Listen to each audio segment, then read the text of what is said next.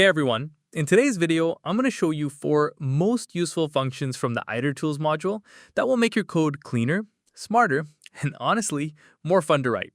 So starting with the first function, the permutation function. Now, let's say we have a list of student names, and now we want to find all the possible ways in which we can arrange them in different orders.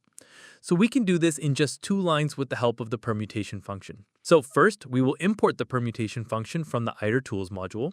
Now, the permutation takes an iterable as its first argument, which can be a list, set, tuple, or string, and returns all the possible arrangements of elements without repetition. And it also takes one optional argument, the length of each permutation. Now, by default, the value of length is set to the total length of the iterable. So now, since we have 3 student names in our list, we can simply pass 3 as the length. And now, if we convert the pattern into a list and then print it, then on running the program, you can see that we get all the possible unique arrangements of the students. Although we can do the same thing with the loop, but as the length of the list increases, the number of nested loops will also increase, and that will become a bit difficult to write and maintain. Now the next function we have is the groupby function. So now let's say we have a list of students along with their grades. So inside the list we have a tuple, and each tuple contains the name of the student and their grade. Now what we want to do is group these students based on their grades. So that means all the students with grade A will be grouped together. So again, we first have to import the groupby function from the itertools module.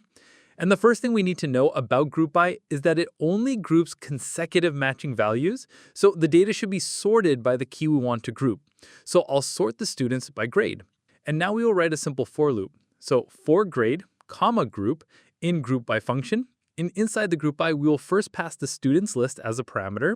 And then the second parameter is the key. We will going to use the lambda function as the key. This will tell Python which value to group by. So in this case, we are grouping it by the grade. So we pass the x with index 0 to access the grade from each tuple.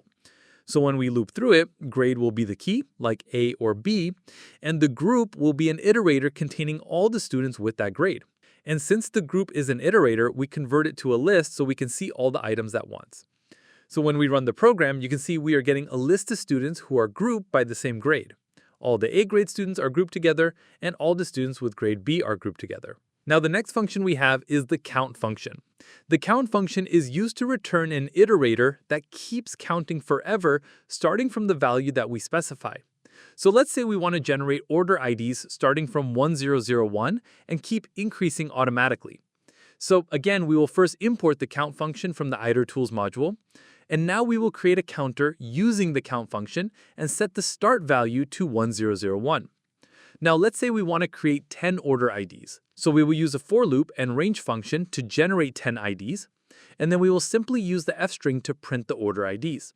So what's happening here is every time we call the next order IDs, it gives us the next number in sequence. So now if we run the program, you can see that we get the 10 order IDs.